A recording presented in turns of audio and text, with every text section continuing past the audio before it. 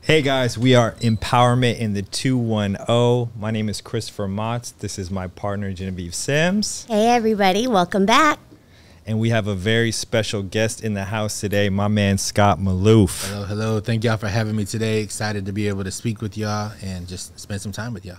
So this is the second time so let me explain to everybody what initially happened was, and Scott's a very productive man. On our last show that he emphasized the fact not to use the word busy and replace that word with productive. And so not only have I been starting to use that term, my mother, my fiance, her son, so I'm spreading the good vibes with your terminology. So I picked up from the podcast. Yeah, positive words matter, and how you use words matter too. So, you know, with the word busy, like we talked in the first podcast, busy, you know, people think chaos when they hear the word busy. So how's your day going? It's busy, busy. So for them to ask you like, oh, you know, I need help with this listing, or I need help with, you know, I'm thinking about buying a home. If they think you're busy and your life is already chaotic, the odds of them working with you is going to be a little bit less. So if you're like, well, how's your day been? It's been productive. Okay, Chris is getting things done. He's killing it. Now let me go and ask him for help with whatever you got going on that day. I love the mindset. I love it. it.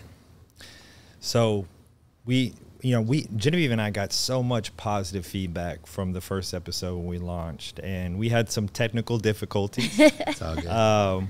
But we were grateful for that opportunity, because what happened was my man Quentin Flores, who, shout out to Infinite Productions, my man Q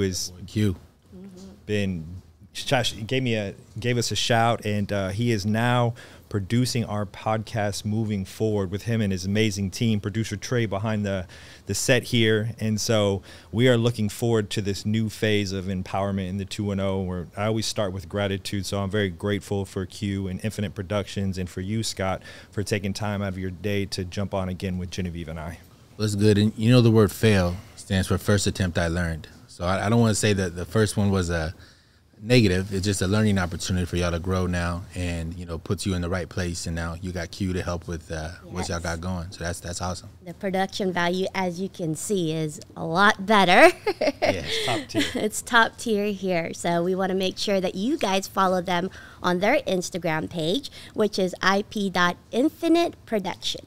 See, that's how you empower people. Right there. Shout Exactly. out. So if folks are just tuning in, and that's perfectly fine, and they want to hear Scott Malouff's story, because your name in this city is very relevant. Everyone knows Scott Malouff. And, you know, when I moved back here in San Antonio around the 2008, 2009 timeframe, I started to hear, I kind of want to move back in time a little bit, and kind of, I want to know the story. We are Empowerment the 210, so I kind of want to know your story from that time frame until where you are now. And so if we're rewinding time and we're going back, I started to hear your name on the radio, and it was all these Scott Malouff Productions and throwing all these huge parties, and that's before I even met you. So I kind of had a name, and I just kept on hearing your name everywhere on 98.5 The Beat. Shout out to them. Tell us a little bit how you got started here locally in San Antonio, kind of how you started, where your roots are. So that started when I was in high school. So when I was in high school, I used to go to the teen parties. I was very active in going to those. So from 8th grade, 9th grade, I used to just pull up to, back then it was the Tunnel and Diamonds, and there were certain clubs that back then it was a Generation X. So we would go to those teen parties, and when I would show up, you know, by myself with a couple of friends, and we would be the first ones there to get in early. So I was able to meet the main guys that were throwing the parties then, Abe and Hannock. It was A&H Entertainment. Highschoolparty.com was their website. And they were like, hey, you know, would you like to promote at your school? And I was like, well, what does that look like? They're like, we have flyer pickup dates. We'll let you know when that's going to be. You come pick up flyers and then pass them out of your school. You'll be able to get in free. You'll be able to cut the line. I was like, all right, that's a win, because I'm already coming. So right? I'm like, and I don't got to spend the money, so I'm good. So the next time they had a party, I pull up, you know, 30 deep. They're like, man, would you be interested in maybe making some money on this? And I was like, well, what does that look like? And they're like, well, what if we paid you to promote, and we will pick you up from your high school, and you go to every other high school in the city and pass out flyers for us during lunch or after school. And And I was like, well, I'm down to do that. You know, if I'm making money on this, that'd be great. So throughout high school, I did that every year, and I would go into every high school, and I knew who, like, because when I would go into a high school, I would watch, like, who was the popular person. They had, like, freestyle circles, and I would be like, okay, I'll just go see the person that's, you know, that's the loudest usually in the room, you know, befriend that person, and then from there grow it to the point where when I was going to that school, I'll shoot them a text, hey, I'm about to pull up today. I'd walk in. I'd even have lunch at these schools like I was going there. So a lot of people think I went to their high school because I was always in everybody's Got a lot of free lunches back in the day. So, yeah, I was just moving around a lot. So I did that all throughout high school. And then when I turned 18, I already had been doing that for 4 years. So I know everyone that was like 18 to 22 that were already in the party scene. So I started doing 18 and up parties at Soleil and then Anthro. And the owner of Anthro, he invested in me that year. And I said, I want to kick off a night. I want to bring down an artist. So he said, okay, well, this is the budget to kick off a night. And he said the budget was $15,000.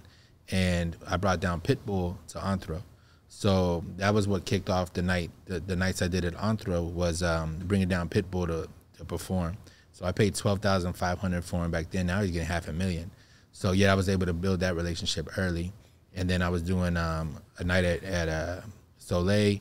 And then we were also doing Census or Excess, one of those two. It's the same spot, just two different names. And I kept doing 18 and up parties, and Pure, and then I turned 21. I started doing Bar 11, Bliss. I mean, there's a long list of clubs that we did over time. And then from there, I started doing high school parties. So Abe and Hannock left, and Hannock went to New York. Abe went down to South Padre, so the high school parties were open.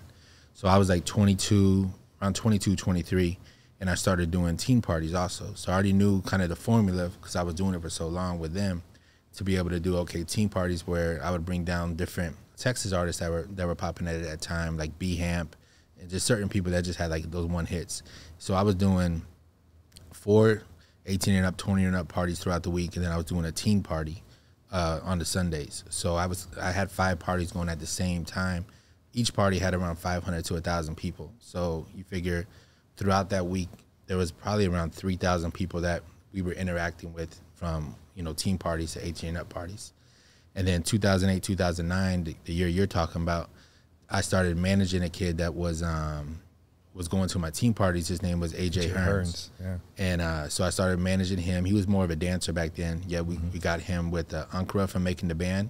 When Diddy had Making the Band with Day 26, we got him with Ankara to do vocal lessons. So I flew him out to New York, got all that done, got him a hit with actually B-Hamp called Can't Wait, and then got him on the radio and just started pushing him heavy. And then we had a song called Snapback Swag back then. I had Juwan Blair and George Hill. They were in the music video, so we had that song pop off. And then we kept pushing. So one of the artists I brought down to Planeta was Fabulous. I brought Fabulous to Planeta, and his DJ was DJ 4-5.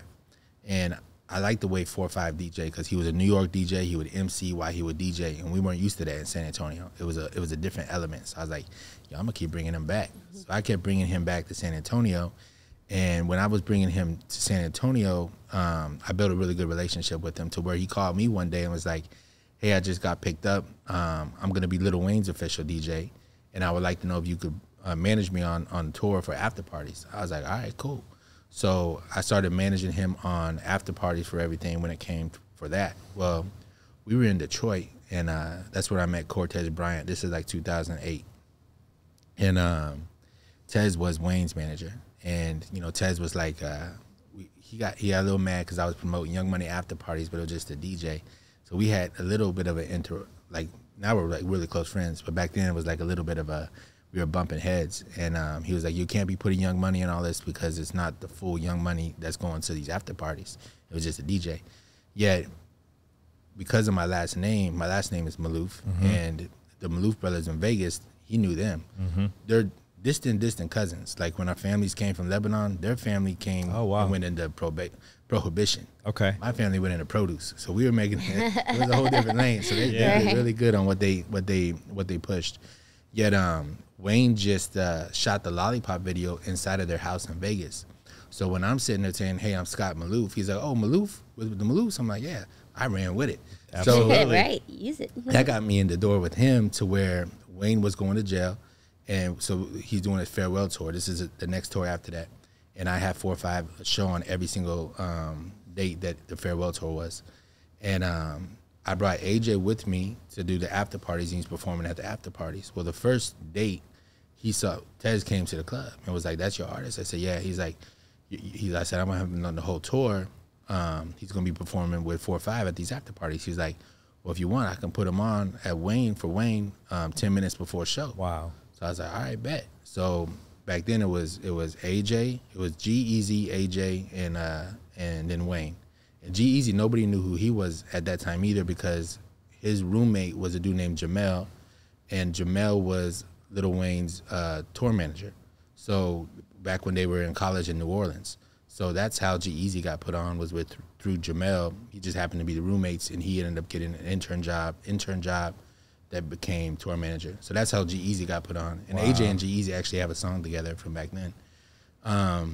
That's And then wild. from there, built a relationship with Tez. Tez ended up managing Drake. We went on 3 tours with Drake, 1 tour with 2 tours with Wayne, and then we just did one-off shows from there. And then we continued to build. So that was like the club and the entertainment. And that's when in that world, like 2008, 2009, I had, AJ going on, I had the team parties going on, and I had 18 and up parties going on. These are huge. Like if I'm Yeah. thinking back, these are huge names in like the hip hop industry. Like you're talking about Fabulous, bringing Fabulous to San Antonio in that time frame. He was at the top of the rap game back at that time frame. It's huge.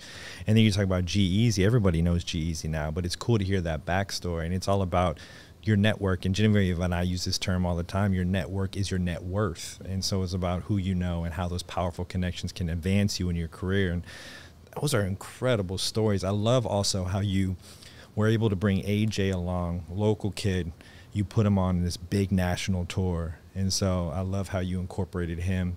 As you grew, you brought him with you. So that shows a lot about who you are as well. Yeah. And now he's actually on our real estate team. So he's on our real estate. He just got off of a 4-month tour with Snow the Product. So he still does the music. He's still pushing and doing heavy on that end. Yet he's on our real estate team now, and he's doing great.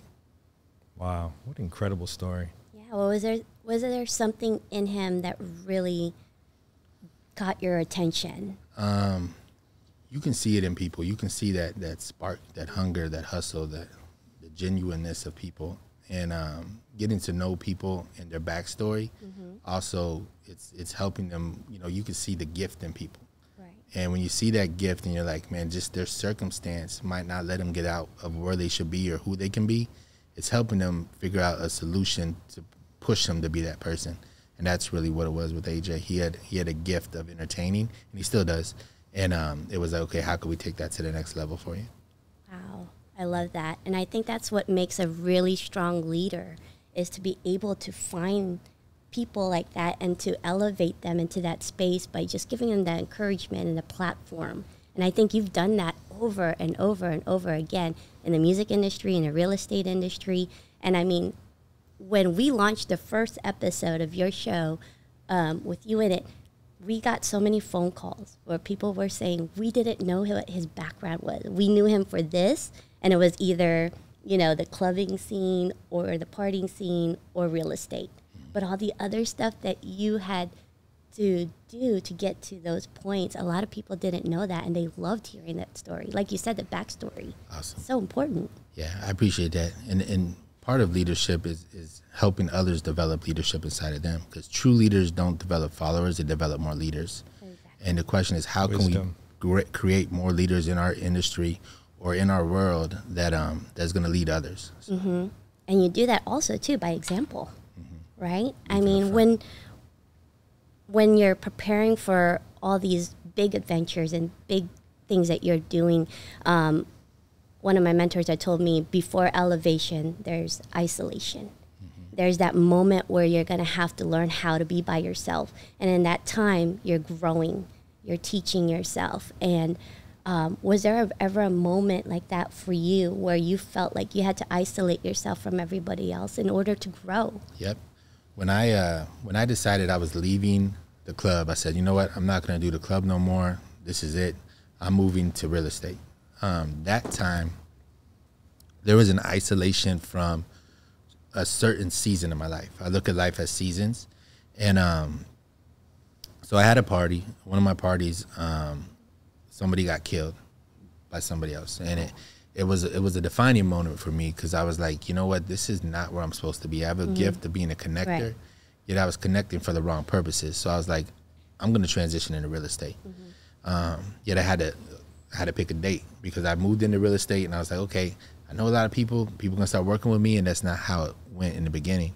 So I was like, I have to rebrand myself. So the word decide, like there's pesticide or suicide to kill off. Decide stands for the death of all other options. So when you say, I'm gonna do this, there's no other option. That's what you're doing. Like, you know, now we're in this podcast, you're doing this podcast, there's no other option. This is what y'all are doing. Right. And there's a commitment. There's a commitment you got to make to it. Commitment, consistency, you have to be consistent with it. So, and the character has to be correct. So that's when I looked, I said, okay, for me to move to my next season of life, I have to decide what I'm going to do. So I set a date. A goal without a date is just a dream. So I set a date on when I was going to leave the club. That was June 19th of that 2016 was my last like weekly parties.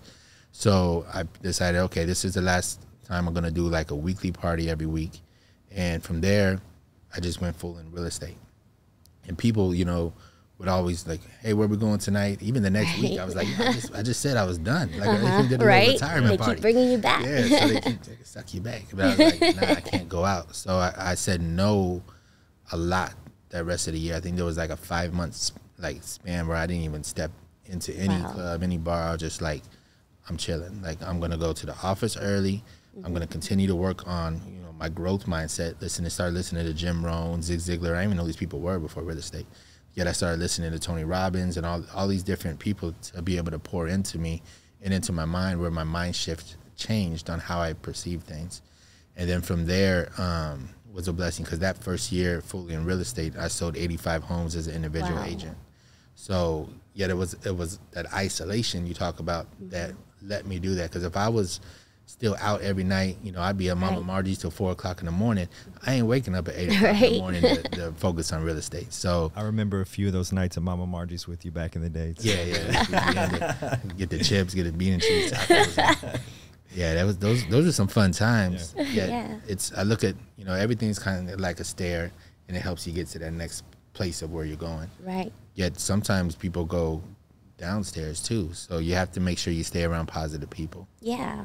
And you, one thing I love about you, Scott, and you're so transparent in this fact, and I want to talk about a few people in your life that helped you move along your career, and you're such a family man, and I love that about you. Tell our listeners about how your mother has impacted your life. So my mom was my biggest cheerleader. She was the biggest cheerleader since I was like when I was in elementary. She started me young, actually, with the entrepreneur side, because she would put me in front of the store to sell candy bars when they had these candy bar sales, the world's finest chocolate at school. Yes. And I would circle, I remember what gifts I wanted. So I would sell these different. And one year I sold 1,600 candy bars that year, and that was like a record for the school. So yet she taught me young, like how to do. We would go to the car dealerships. I would sell the chocolate there. Like she taught me a lot back then. Then when I became, it was like 8th grade, she got diagnosed with MS, multiple sclerosis. And when she got diagnosed with multiple sclerosis, she stopped working. So at that point, I was like, yo, we gotta make this money. Like, I gotta figure out, because she was a single mother. I never knew my father. So it was her and my grandparents. That was my rock. That was my foundation. So I was like, okay, I have my mom and my grandparents, yet my mom stopped working. My grandma, she never worked. She took care of, because they had 6 kids. And then I had my grandfather, he was retired military. So I was like, okay, I'm going to make sure I thrive for her.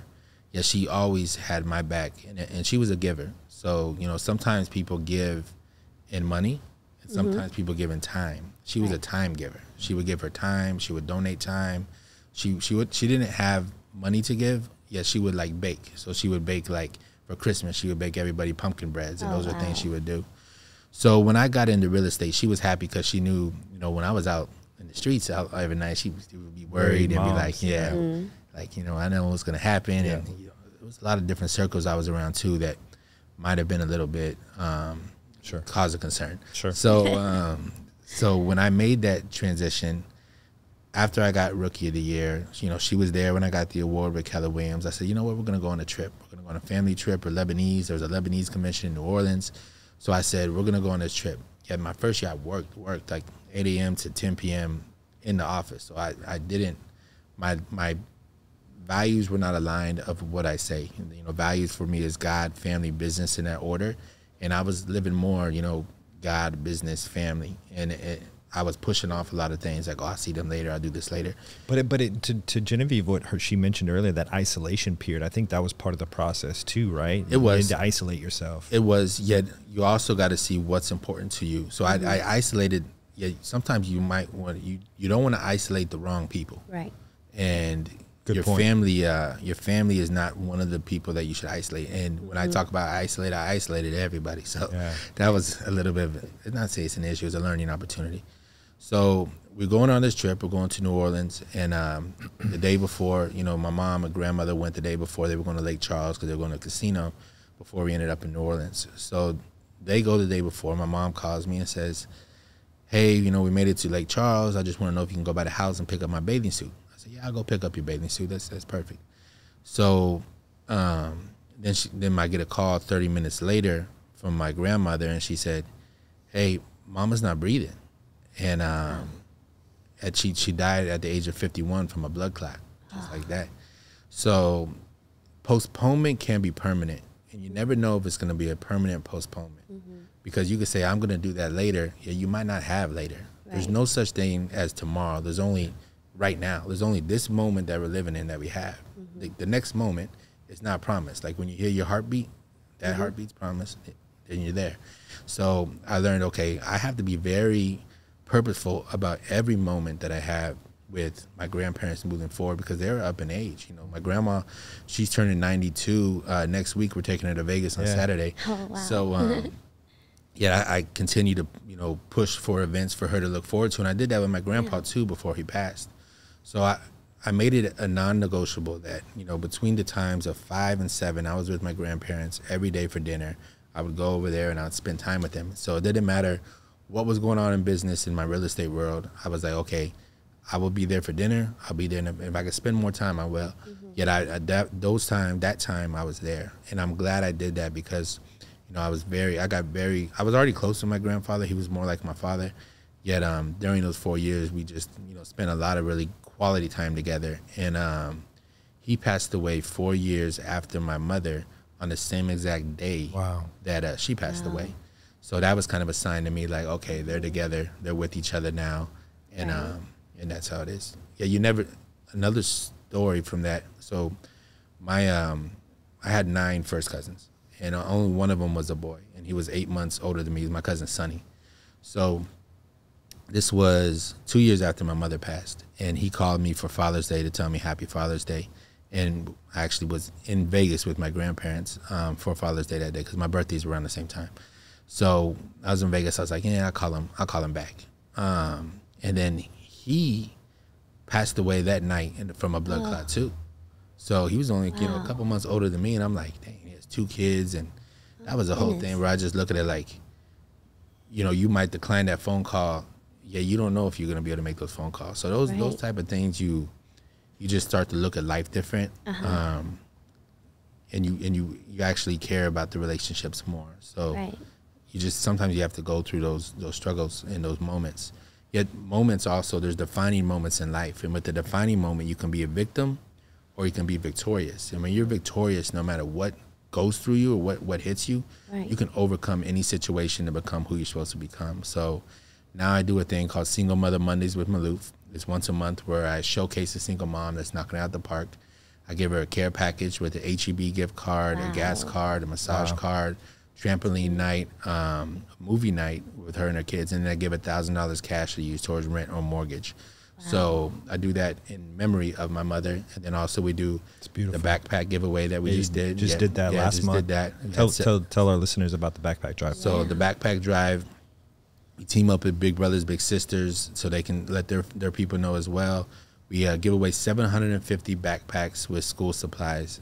We ran out of trampoline park, and that was a successful event. Actually, 98.5 The Beat was there as well. Then we had a couple of the news outlets there, so it was a great event to be able to give back. And then now we're looking at Thanksgiving, doing a turkey drive. So shout out to Mac. Mac Law. Mac Law and Attorneys. Yeah, shout out to Mac. He was our diamond sponsor on that too. So Mac's my guy.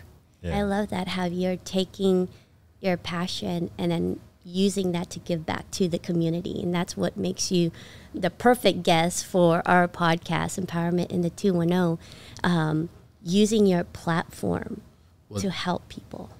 Money and influence. You're empowered with it from God. God empowers you with, okay, here's this money. If you don't spend it correctly or do well with it, he's not going to continue to give you those blessings. Right. Same with like influence. If your influence, you use it for the wrong purpose, your influence, you fall on that sword. So you have to be careful on what you do when it comes to your influence, what you do with your energy, what you do with your finances.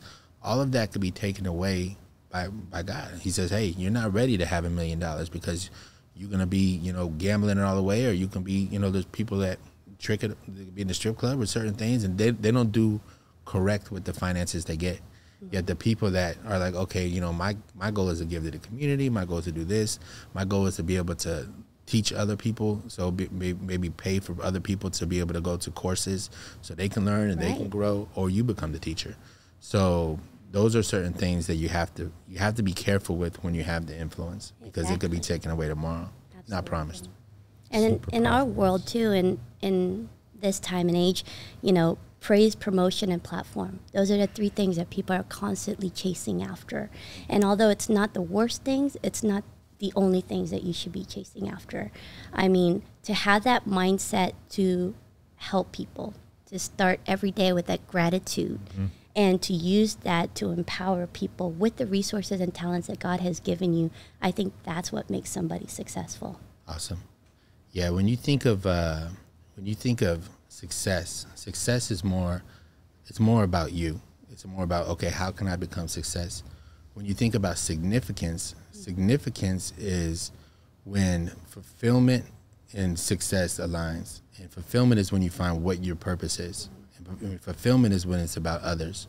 So when you have success and fulfillment aligned, then you have a significant life. Perfect. I love that. Speaking on success, Scott, you're one of the most successful gentlemen I know in San Antonio. You are, but you're very humble. You show humility in everything that you do, and I learned from you, and I love to see your success. I really do. Tell our listeners a little bit about, how do you prepare each and every day? Like, how do you start your day and how do you end your day? It's I don't want to say it's numb to emotion, because I do have emotion. It's just not letting certain things affect me on how my day goes. So when I start my day, it's the cold shower, then go straight to I don't look at my phone, text messages, certain things in the morning, because if I start looking at texts and emails, that's somebody else's agenda. So I have to first finish my agenda before I get to theirs. So it's my routine. Really good stuff right there. Is very in the morning is very careful of what I let come into my head. And then from there, it's, okay, let's go through the day. And it's more like, okay, what solutions do we need to have? Because there's a lot of problems. Yeah, the problem we focus on the plan, not the problem. So, okay, this fire is going on. This fire is going on. But what's the solution for them? And that's more my morning, usually, definitely with real estate. So I go through that, and then there's people. Like, there's a lot of people in my world too. So making sure they're good, making sure, see what's going on with them, because they go through certain defining moments also. And it's, making sure they're not down. Like that Pastor Ed quote, he says, never look down on somebody unless you're helping them up. Yeah. That's a big quote that I live by as well, because a lot of people look at people and not understand who they are. So it's how do we help them up? So I look at that throughout my day with my team. Okay, are they good? And then from there, it's appointments with clients or potential clients. And typically, how do you end your day? I end my day with, I have dinner with my grandmother, and then I go to the gym, and then from there it's kind of just a quiet time. Quiet time, yeah, it's important. Speaking of your grandmother, you mentioned you're taking her to Vegas, right? Bingo tournament. Yeah, so Scott and I share this commonality. Is I was super, super close to my grandmother as well, as you know, and I grew up in bingo halls as well. Yeah, she'd bring all these daubers, you know, old school daubers and like 10 cards, and she would be daubing, and I was learning. So that's super cool that you get to share those memories with your grandmother. I tell her that's when she's going to work. Like, where's City? She's at work. She's going to work. Well, what do you, for the people that don't know you on a personal level, what do people misunderstand about you the most? Or what is a common misconception about you? I think it's maybe my quietness, because I'm not a really loud person. I kind of more watch the room, and they think that because of that, maybe my personality might not be there. But you're an observer. I'm more of an observer, so I do observe people, and then I also look at the room, see what's going on with people. So it's not that I just like to watch before I talk. Right. And I think that's one of the wisest things you can do. Sure. Honestly, some of the people who make the loudest noise don't have much to say. Right. That's true. Honestly is the word we take. We got to work on that one too. Oh yeah, I got to work on that one. Right. So we never say the word honestly, or I'm gonna be real with you, because you should be honest or real at all the times. So it's a learning thing for me. It's a big thing. You're a wordsman, which I really appreciate too. You use your words very wisely. You're very intentional. Yeah. Yeah, you have to be. Speaking of words, what's your favorite your inspirational quote, if you could narrow one? Change the way you look at things. The things you look at change. Go into detail about that. So when say a situation comes to you, and they're like this, and that, and everyone's mad about this situation. But when you change the way you look at that situation, then the way you look at it will change. So there was a story, and I'll probably quote it wrong. Yeah, it was about this guy that had a horse. You know that one? The guy that has a horse in the village, and the guy was like, "Man, you're lucky." And then after that, they were like, "Well, the horse ran away." So he went to go look for the horse, and then he came back with 5 horses, and the guy was like, "Man, you're lucky." And then the 5 horses ran away. So then they were like, "Man, you have no good luck." And he's like, "Maybe." He kept saying maybe when they kept saying this, and then they found one of the main horse came back, and they're like, "Man, you're lucky." He's like, "Maybe." And then his son rode the horse, and his son broke his leg, and he said, "Man, you're not lucky." Well, then the military came like the next month and was like, "We're taking everybody, we're going to war." Yet they looked at the son and was like, "Man, your son's leg is broken. You know what? We're not going to take him to war." And they're like, "Man, you're lucky." He's like, "Maybe." Yet when things happen, you never know why they're happening. So when you change the way you look at things, you never know why those things can happen. So in that story, it's like, okay, the kid's leg broke, and everyone's like, "Man, that's the end of it. Like, what are you going to do?" Yet he didn't know the military was coming 1 month later. So I look at everything as fate. There's not really luck. It's just really fate. How things are supposed to happen. Yeah, you got to look at it from more of a positive aspect of, well, something's going to happen in the future of why this happened today. And it's just that perspective. Yeah. You got to change that mindset. Absolutely. And that's what we're doing with Empowerment the 2.0. Absolutely. You're a perfect example of that. Well, for our listeners out there, where can they find you or your companies online? So Instagram, Malouff International Group, S. Malouff. Facebook, Scott Malouff. That probably the business page is easier. Malouff International Group, because capacity on Facebook. You're not a hard man to find. Yeah. You can find me in 1604 and 281 there in my office. And then YouTube, Malouff International Group. That's kind of, we have a website too, Malouff International. And then you're also now helping with the Ferrari Kids Gala coming up, right? Correct. Can you tell us a little bit more about that? I'm the event chair for that on November 4th. I'd love to see you out there. Congratulations. Yeah. Of We course. plan on attending. So it will be a great event. So that's the gala that Manny runs every year. He asked me to be his event chair this year. So I will be at that. If y'all looking for tables, Chris can get y'all more information on that too. So that's going to be November 4th. We'll come out with some more information too about some entertainment and what that's going to look like. It's going to be a casino night. Okay. And then actually our Christmas party is a casino night too. We went last year. Yeah, I've been the past 3 years. Last 3 years. So this year we have Mario performing. Okay. So Mario will be performing casino night, giving away a trip to Vegas. It'll be catered. It'll be a great event. Yeah, man. That's a couple years ago, 15th. Scott brought in Party Club, or who'd you bring 112. in? 112. Yeah. 112. Wow. And man, it brought me back. We were vibing in there. It was a great night. Last year brought Bobby Valentino, Bobby Valentino. B. Yep. And this year we got Mario. Wow. It's grown every year. I mean, first year I just had a guy with the trumpet. So now it's still bringing those big names to San Antonio years after, man. It's awesome to see. That's how I look at it. I mean, I changed when I was at an event in August. There was a real estate team at a DC coalition. Shout out to them, good people. And they were on stage and they were talking about the events they do, and we do similar stuff throughout the year. And Gary Keller was like, "So it sounds like you're an event planner that sells real estate." And I was like, "It's the same stuff I do." I was like, "What's he talking about?" So I was like, "So now I'm getting more involved in events throughout the year too, and it's not just nightlife and concerts. There's I'd sponsor with Mike Anthony with the Pizza Festival, Brunch Fest. Yeah, shout out to Mike Anthony Torres. Yeah, and then we got I'm gonna get more into like the shoe game.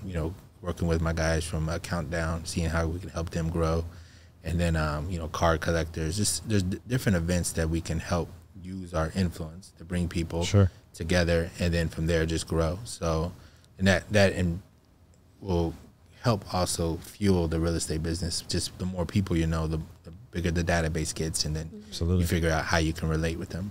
Because if you think about the word relationship, you can't spell relationship without the word relate. So we figure out how we can relate with our audience, and then how do we talk to them through different outlets. Genevieve and I always talk about networking and building relationships, and we hold a networking mixer each and every month with business professionals of San Antonio. And I tell people, it's all, we're different in the fact that we don't have name tags, or we don't pass out a lot of business cards. It's all about building those relationships, those true friendships, because once you build the relationship, as you were saying, the business will follow. The brand grows, your business will grow as well. As long as you know your value. You got to know your personal value too. Like, what is your value? Like for us, like what is our value compared to 13,000 other agents? And it's a service. Is it service? How do we don't sell, we serve. And then how do we serve at a high level? There's still a part of selling that we do, yet serving and selling needs to be there together, because they can smell when you just have commission breath. Right. You're just talking and they're like, yeah, he just after the money. Yeah. Right. Salesperson. And that's one thing I love also about you, Scott, is that you're a man of your words. You're just not talking the talk. You're actually walking the walk. And it shows. Appreciate that. Yeah, it absolutely shows. Do you have any shout outs you want to give? Shout out to while we're on here? Shout out to all the Malouff International group. I always love the whole team. We're going to continue to build with that. Rev is a short-term, long-term property management company I own. So if you're ever looking to rent out your home or thinking to turn it into a short-term rental, we also manage those as well. Key Title, I do have ownership in that too. So if you're looking for a good title company in San Antonio, Key Title. Malouff Media is a media company that I have ownership in, that I own. So if you're ever looking for your business to have a media company, come help scale it, we can do that. We also have some PR work we do on the back end for that. And then development. If you're looking to develop in San Antonio and want to be part of a hedge fund, we can help you on that too. You're a very productive man, Scott. Yes, I love it. And we want to give a huge shout out. We want to give a huge shout out to Quentin Flores, Infinite Productions, for allowing us to come in. We like to start with gratitude. We'd like to end with gratitude as well. So they allowed us to come in and use this beautiful set, amazing production company. Man, absolute quality. Quality, top tier. Q, Quentin, your entire team, Trey, on the producing side. We appreciate you. We're thankful for you, and thankful for allowing our guest Scott Malouff to come in and share his story on empowerment in the 210. Yes, so we thank you for your time. We thank you, listeners, and make sure to follow us on all our social media platforms, and Instagram, Facebook, and then also our website. Stay tuned for the next episode of Empowerment in the 210.